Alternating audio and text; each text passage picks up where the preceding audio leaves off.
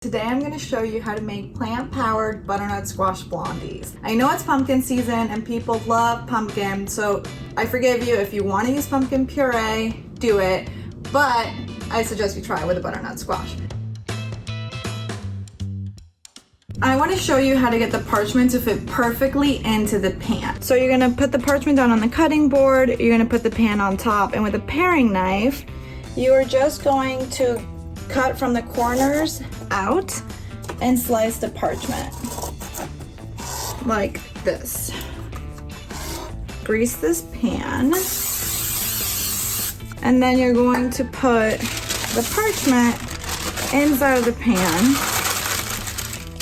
and these little edges just tuck in very nicely, and you don't have to worry about getting uneven and funky sides on your baked good. And I just like to fold the sides a little bit, but this is gonna be how you lift the blondies out. These blondies get topped with some maple walnuts, and we're gonna make that first and set that aside so we have the rest of the ingredients for the batter. So you're just gonna mix a cup of walnuts with 1 tablespoon of maple syrup and a pinch of salt. Get the walnuts nice and coated in the maple syrup.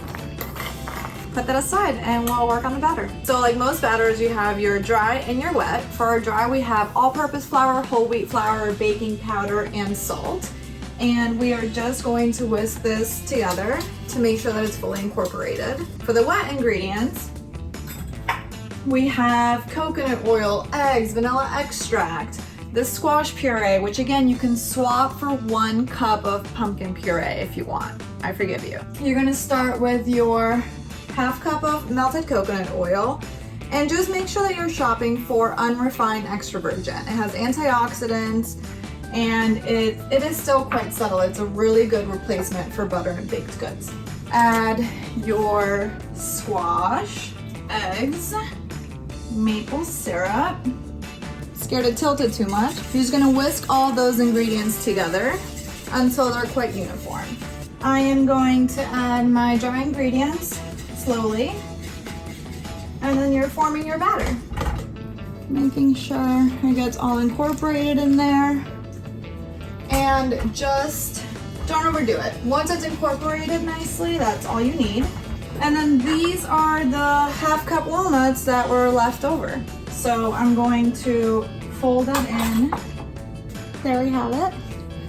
So I'm gonna bring my baking pan over, and we are going to add the batter to it.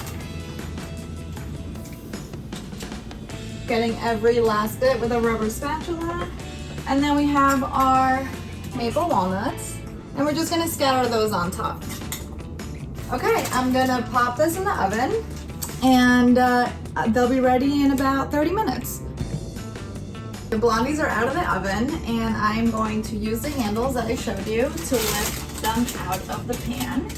So we've let these cool for about 15 minutes, and now I'm just going to cut them into squares.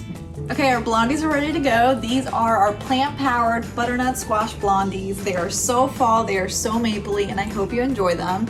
Thanks for joining me at home today. If you like what you saw, please subscribe, like, or comment, and feel free to ask us any questions you might have. For more plant-powered recipes, please go to realsimple.com/plantpowered. Happy fall and happy baking. Bye.